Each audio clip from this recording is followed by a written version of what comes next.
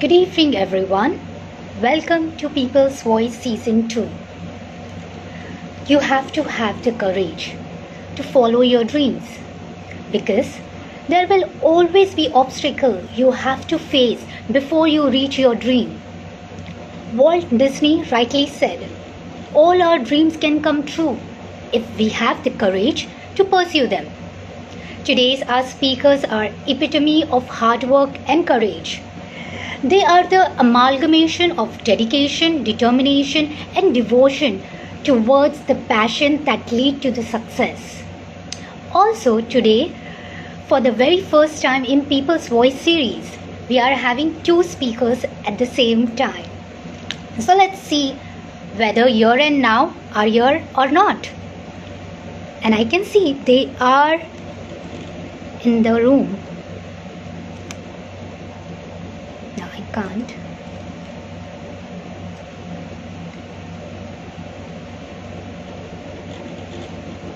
Okay.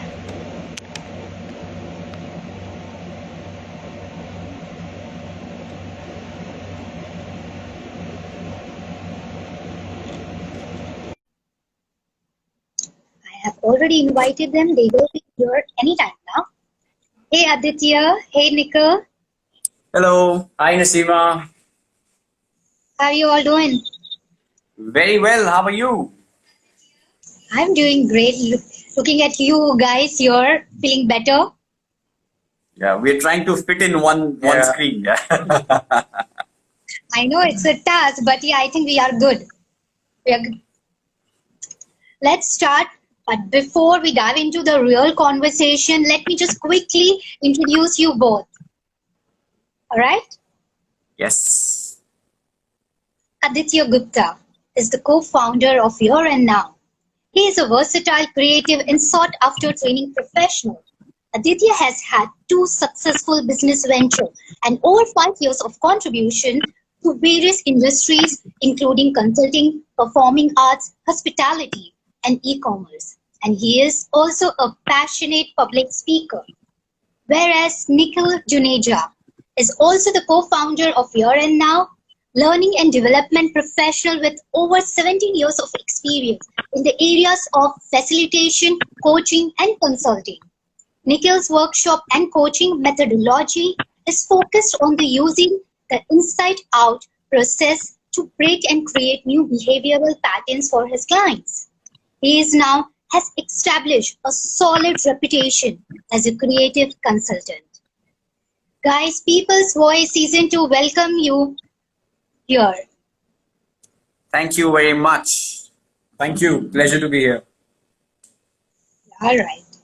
So at the onset, we will like to know what exactly is Here and Now. So if you can explain in nutshell what it is.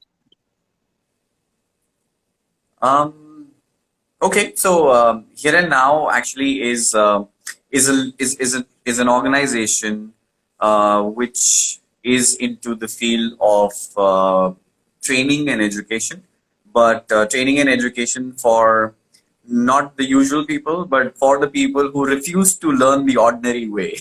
So we do everything which is experiential. And in a nutshell, there are 3 things that we do. We do leadership, we do teaming work, and we do individual work where they can break barriers. So in a nutshell, we can say that we create authentic leaders. We create teams that outperform, and we work with individuals who want to break their own barriers. That's what Here and Now does. Most of our clients are corporates, and we also work with individuals in some open workshops as well. Oh, okay.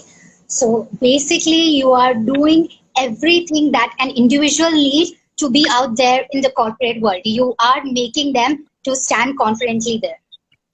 Right? Absolutely.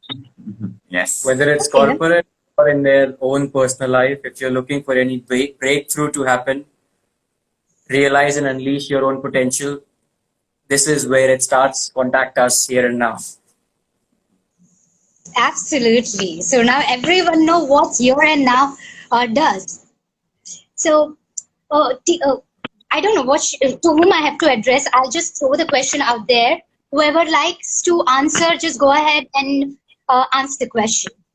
Sure, sure. So guys, how financial viable was your project here and now when you have started? Um, Actually, we played smart. We started very small, Okay. and because initially our plan was not to become very big, but our plan was actually to provide quality to our clients.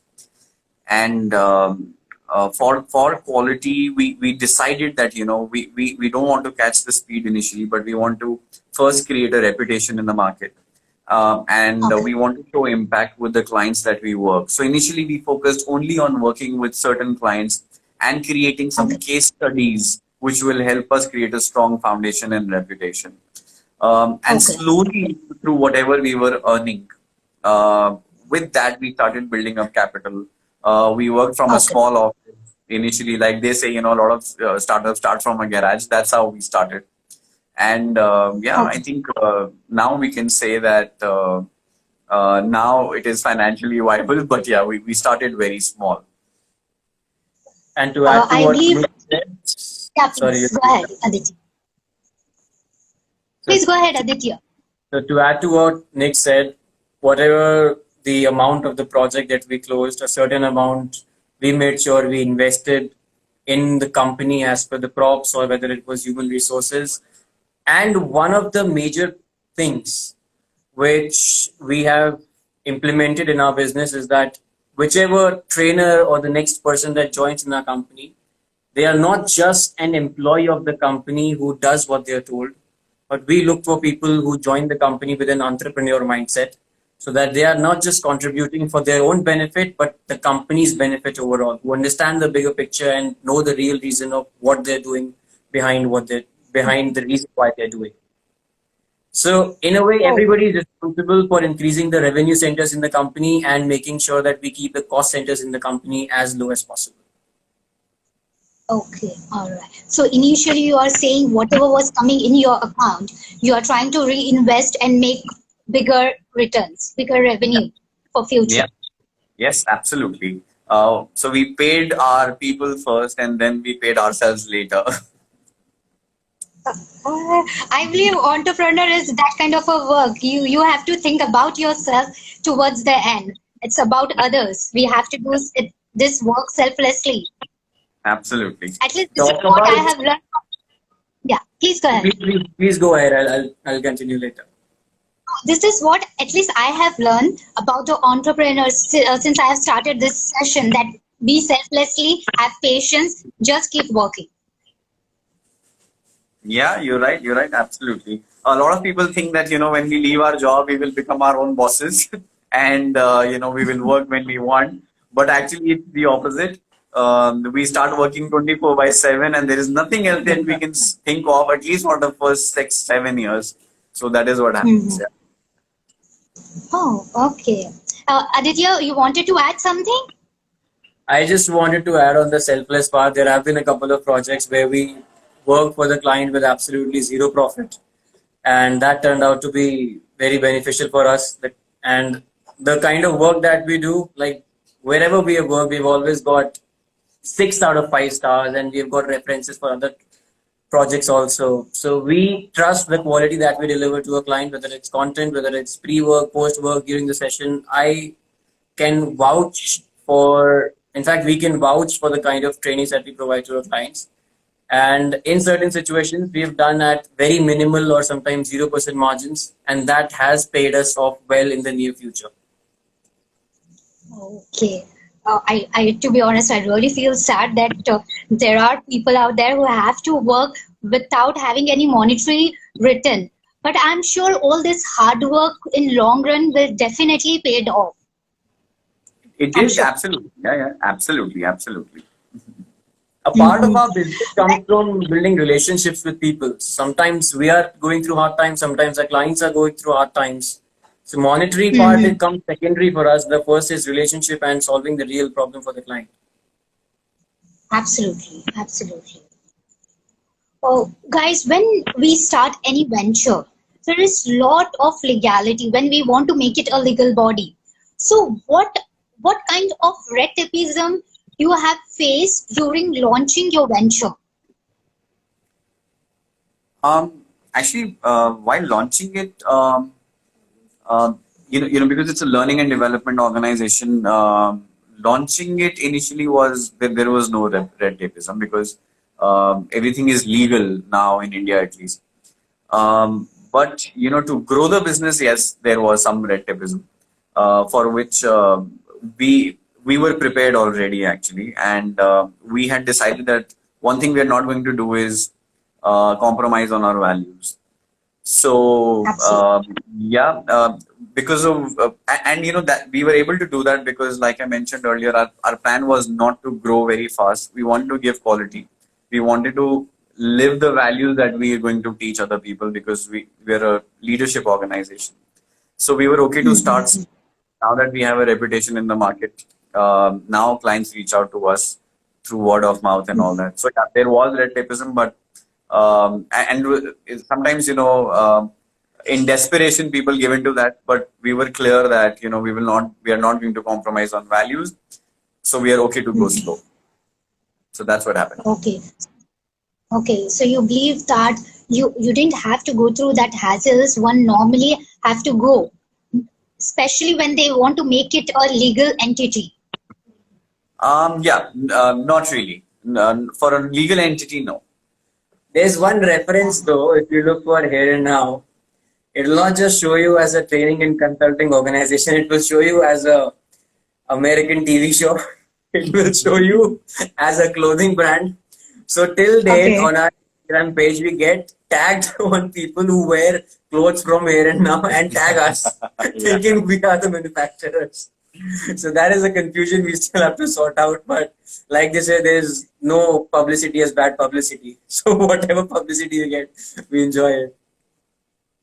Yeah, whatever comes easy, let's accept it and enjoy it. As long as you don't have to go through that hassles. Yeah.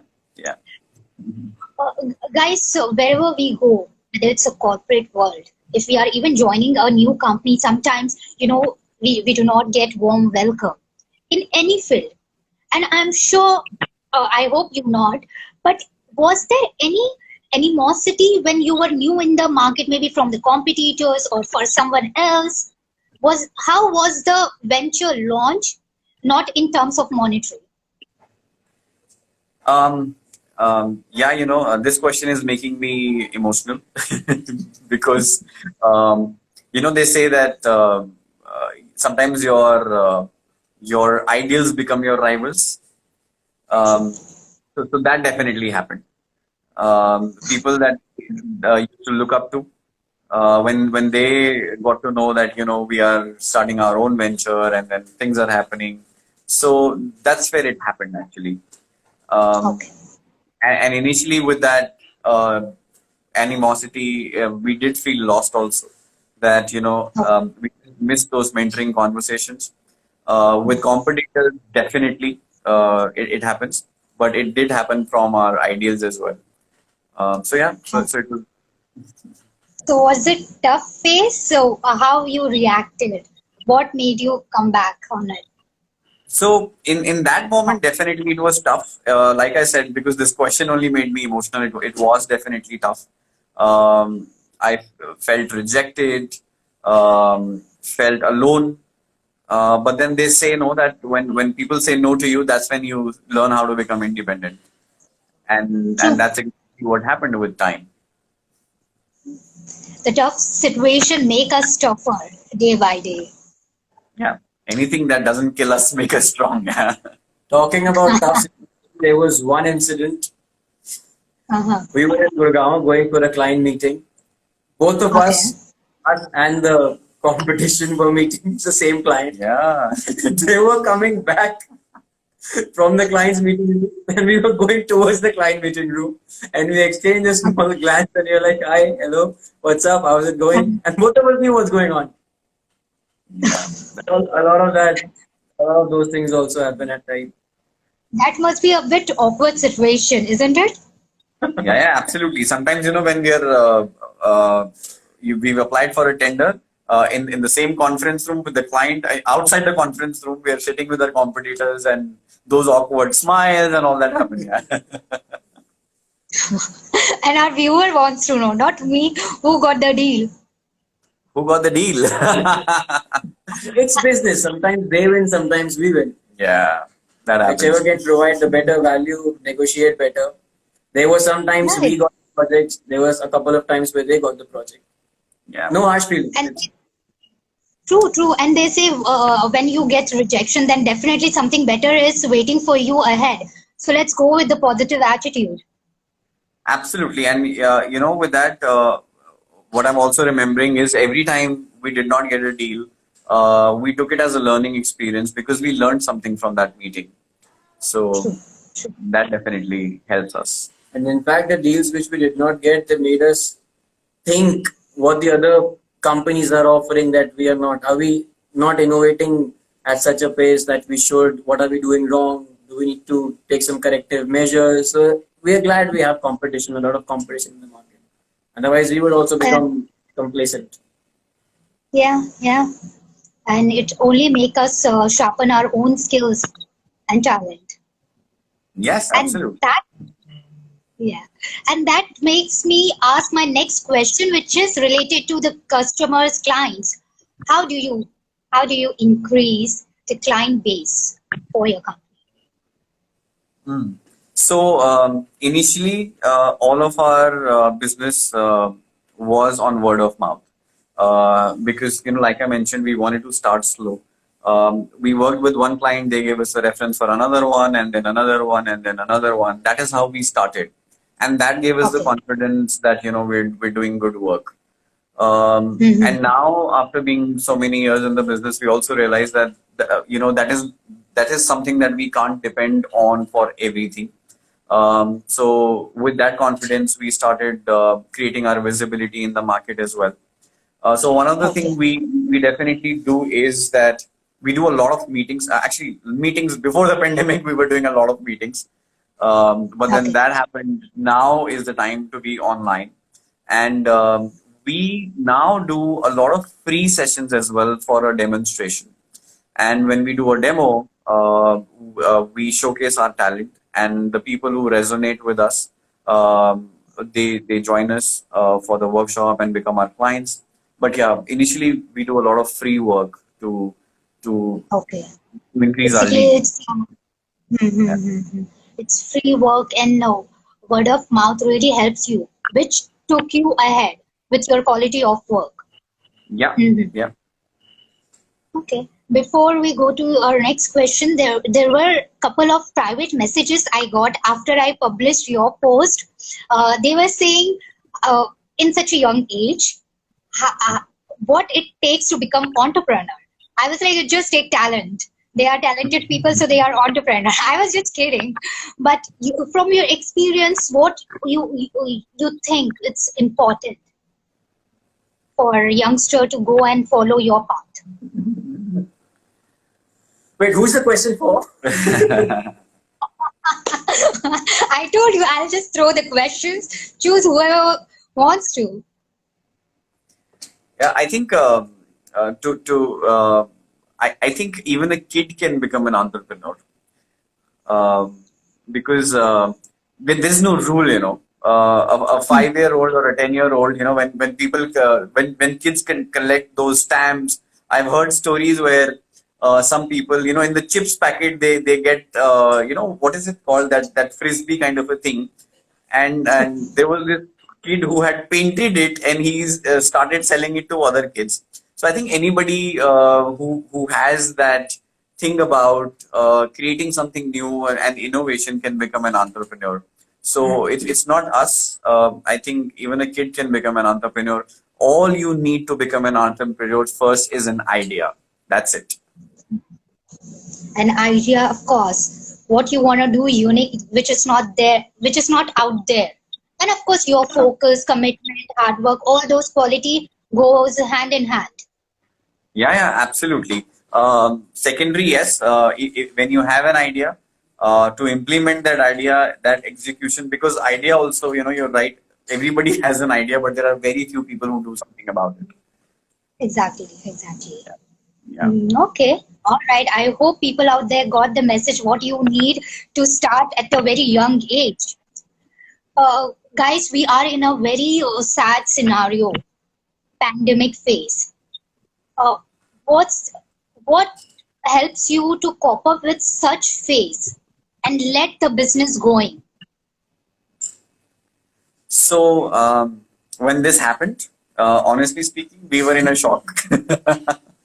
So I'm because 2020 started with a bang, work was going very well, and when this happened, initially I was honestly in denial that because for workshops I like meeting people, I like doing work with people face to face, and when this happened, I told Aditya, you know what, I think this will get over in a few days. We went on a vacation. In a vacation at home, yeah. But I was in a denial state initially, and this is what happens when there is a change that happens. So shock, then denial, and slowly started coming towards acceptance. And then we realized, you know what, this is going to stay for some time. And one of the strategies that we followed, and which we've also now started talking to our clients about, is slow down to speed up. That's the true. strategy we are following. So we actually Okay. slowed down. We sat down and we started planning. We shifted almost all of our work, 90% of our work online. And what we Okay. couldn't imagine earlier is also something that we have created now. We've innovated a lot of things. Okay. Certain things we were in denial of, we are now thriving on that. So I think one of the strategy we followed was slow down to speed up. Good. I think you have already answered what I wanted to ask you. The next, what's your future plans? But if you have something in lineup or in pipe, do share with us what's your future plan then. I think Aditya is the right one to share that because To he. sell out a stadium and gather at least thousands of people and impact their lives at one time. I would summarize it in a single line. Within 10 years, I hope. I will take in each and every ticket and impact thousands of lives at one time. Whether it's corporates, whether it's people out there who just want to do more, live more, be more than what their current situation is. And I just really. yeah, and to add to that, I think one of the things we were for a future plan, we were thinking that how can we reach more countries, and travel there and do things. But this pandemic has actually made the world very small. So from the Yes. time we have moved online, we have a very big global reach now. So that exactly was the plan, and reaching out to more people, more countries, and that's where we've started. So one of the future plan is people who match our values, and who think that they resonate with the values of the organization. They join us, and we grow with them. Is the plan. Hopefully, inshallah. And I really hope in a very small way this session helped you guys to get somewhere. As you mentioned, you want to go and get clients, get your work from the different parts of the world. I really hope you get there where you are planning to. Aditya and Nikhil, we are almost towards the end of our session. But before we sign off, any advice, any tips that you would like to share with our viewers or the inspiring entrepreneurs? We cannot hear you, Aditya. Stay home, stay safe, use masks and sanitizers as much as you can. No, that WHO are always giving us advice. How anything personal apart from that? I think for this question, I'd like to go back to the previous question that you asked. What does it take for young people to start on their own? Go ahead. Whether it's a new idea, if you think something has been going on around the world in a certain way and you want to change it, go ahead, do it. Number two, if you think certain things are going in a way and you have a better way to do it, it's not like you just have to have a unique idea to become an entrepreneur. Even if something is going on already in the world, you think you can do it in a better way, go ahead and do it.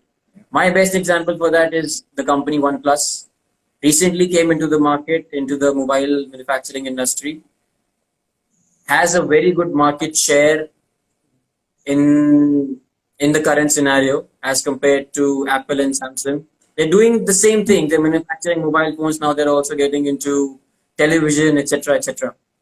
But if that the founding team would have thought there are already so many companies manufacturing mobiles, they would have never started, and they would have never been where they are now. So even if it's a unique idea, if it's an idea that's already been going around in the world, you think you can do it in a better way, go ahead and do it. But do not try to do it alone. Make sure you have a great team to work around on that idea who share the same mission, vision, if possible, values, so that don't walk the path alone. It's too tiring, too scary and lonely. You have people who share the similar vision, take them along. Like one of the famous quotes of Ratan Tata, if you want to walk fast, walk alone. If you want to walk far, walk together. Very well said, Aditya. Nikhil, any last word from you? Yeah, I think one of the advice that I can give to people is when there is an opportunity, say yes first and then figure out how to do it. Been there, done that a lot of times. We all do like that. At least those are the creative people. They just say yes, come back, learn, and deliver. Yeah, absolutely. We've put ourselves into that situation so many times. We've said yes, and then what do we do now? So yeah, yeah. So yeah, Aditya, So, as Aditya and Nikhil said, if you have something to offer and you think that even if it is there, you can do it something in a better way or different way, go and offer your service, your product. And Nikhil also rightly said in the entire interview, do what you feel like doing, even if you are a kid. Just go ahead and become entrepreneur. yeah, Guys, absolutely. Guys, it was lovely talking to you all. We had so much fun. I didn't think that we will enjoy this. I was a little skeptical that there are two people, there will be glitches, technical problems, something. But I'm really glad that it went smoothly. I enjoyed, and I was reading people's comment. They were enjoying. So thank you so much for sparing time for people's voice. Thank you very much. It was great speaking with you as well. Thank you. Take care. Stay safe. Stay home, you both. Yes. You too. Have a good night. Thank you. Bye-bye. Bye-bye. Bye. So that was Nikhil and Aditya who shared their their advices, their experience, and enlighten us with the another aspect of entrepreneur which we have not heard or watched from the previous speakers. With that, I wish you all the very best if you're trying to start something new, and I hope these speakers are helping you in some way or the other to take your dream a step ahead. With that, keep watching, keep tuning People's Voice Season 2. Any question, as I always say, you can DM to me. Take care, stay safe, stay home. Bye-bye.